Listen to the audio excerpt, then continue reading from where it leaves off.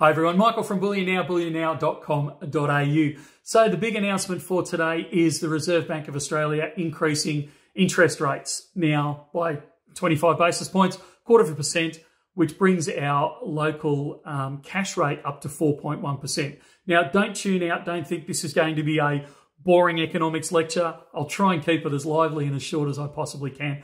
But even if you don't have a mortgage, even if you don't live in Australia, this is still going to impact you in your local area because it has this flow-on effect. Now, stick with me on this one.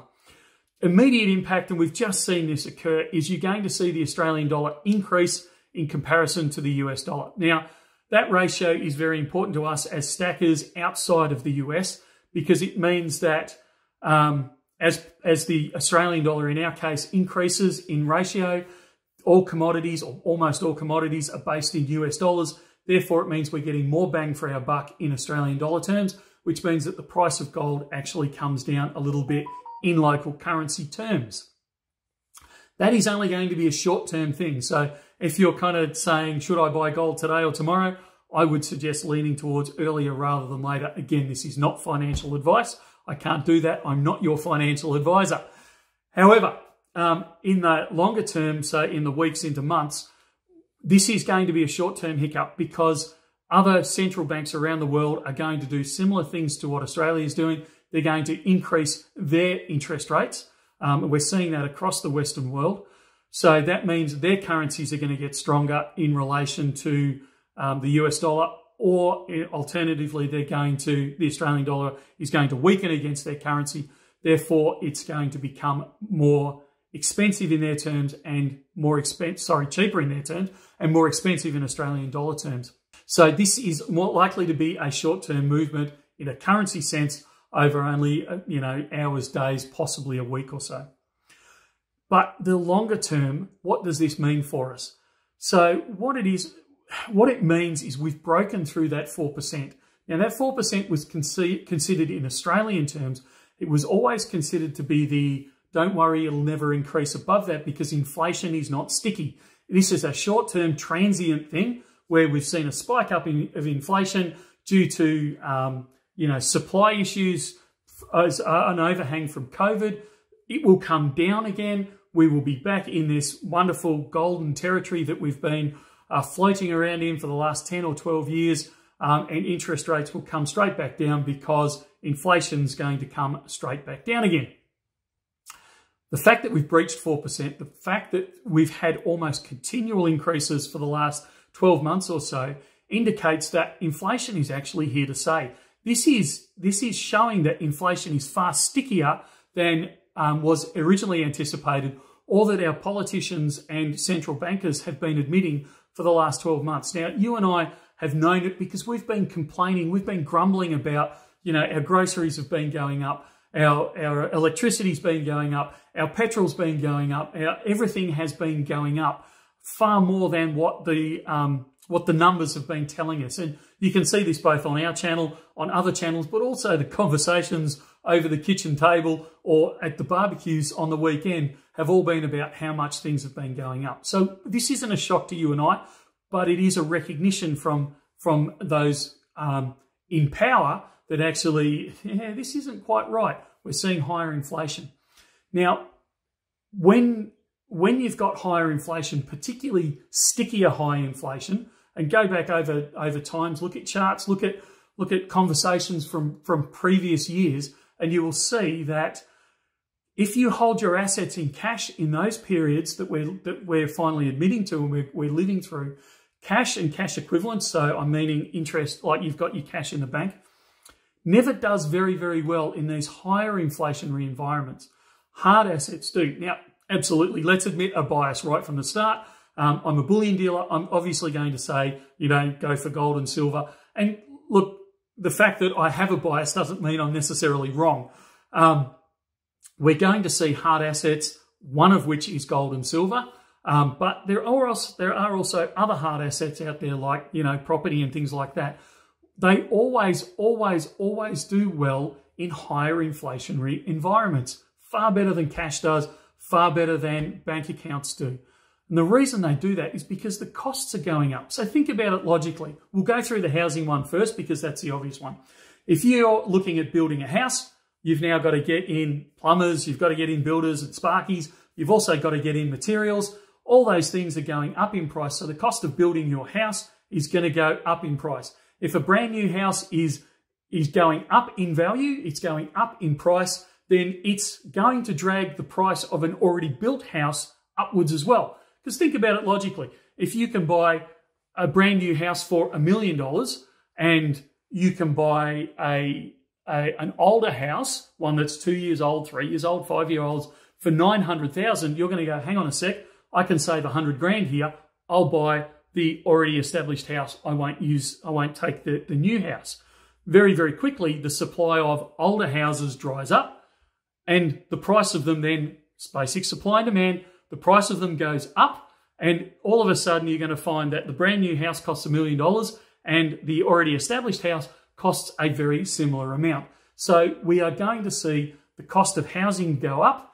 Overall, we're going to see that cost increase because of that inflationary impact. Now let's drag it back to precious metals. Inflation, as I hinted at before, we've been grumbling about. Inflation impacts the cost of my groceries, but the cost of my fuel, the cost of tyres on the car, the cost of machinery, the cost of labour. And we saw that last week. We had an increase in the cost of, in the minimum wage of between, I think it was about 5.5% and 8.5%, depending on where you were falling in the minimum wage category. So we've had that increase in wages. That's got to be passed on. Business can't swallow all of that cost. They're going to pass it on to the end consumer, so prices are going to increase. If those prices increase, they flow down the line to the miners and the refiners. So a miner says, well, it's going to cost me more now to drag that gold out of the ground. The refiner is going to say, well, it costs me more to operate the machinery, to pay my wages, to cover the cost of the electricity. So I'm going to increase the premiums. So it is going to drive up the demand, it's going to drive up the cost of producing the gold, and that is going to be passed through into the market, whether it be tomorrow or whether it be a month or 6 months or 12 months down the track.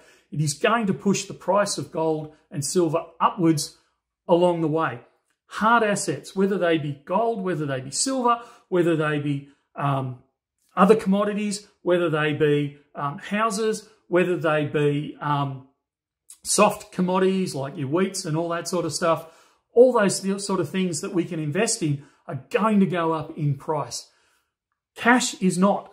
Again, it comes back to that old, and I would say it's a fallacy. I would say it's something that we've moved into over time as humans, where we've stored our wealth in cash. It's not what it was designed for in the first place. Whether it be fiat or gold-backed currencies, they were never designed as a store of wealth. They were always designed as a transfer of wealth. I owe you $100, here it is. And it's great for that, but it can't be, it shouldn't ever be used as a store of wealth. Okay, you take it out of cash, you put it into your bank account. We all know that bank account interest rates run at less than inflation. It's a guaranteed loss right off the top, irrespective of your belief of whether the banks will be there in a year, 2 years, 10 years, 20 years.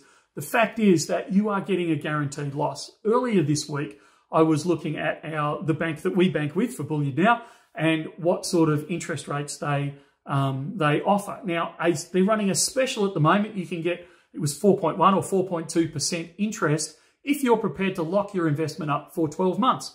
Now, just on basic numbers, if inflation is running at 5, 6, 7, 8%, and that's the inflation that we're admitting to, if it's running at those sort of numbers, and I'm only getting 4% on my cash investment, on my bank investment, I'm going backwards right from the start. So why would I voluntarily keep the money there? Why wouldn't I put it into some form of a hard asset for the longer term because of that increase in inflation? If you believe that next month inflation is going to drop to 1% or something like that, well then, yeah, okay, you're going to do better out of that bank account in that case compared to inflation.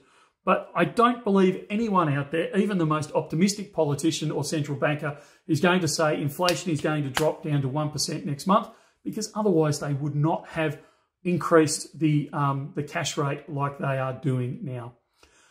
Okay, I promised I'd try and keep this short and sweet, so I'm going to cut it off there. But if you'd like further conversations on this, or you'd like me to break it down over a much longer period, make a comment below and just say, yeah, sure, let's do it, sort of thing, and I'll put aside the time to actually do it. But that is a brief appraisal, a brief description of what's happened today in Australia and how it impacts you both in the shorter term. Gold dips down. Longer term, inflation's up. Everyone's now admitting it, whether they're saying it or whether their actions are admitting. Inflation is here to stay. Higher inflation is here to stay. Get your money out of cash into some hard assets sooner rather than later. Again, this is not financial advice. I need to stress that. It's purely me, a grey-haired old guy, observing the markets over the years and the environments and the economies and putting his spin on it. I don't know your situation. I don't know your personal situation. I don't know where you're at as of today. Only you know that. So only you can make the final decision. But certainly take the comments that I've made and run them through your education filter. Is this what you're seeing? Is this the best thing for you? And if it is, then make a decision and start moving forward on that decision, whether it be to buy gold or not, whether it be to take that investment in the bank and get a deposit in the bank because you want that security there or you perceive that security there, or whether you're looking at some other form of hard asset. But all I really want to do here is encourage these discussions and encourage you to think outside the box and start saying, do I need a hard asset? If I do, what sort of hard asset do I need? This is what Michael thinks.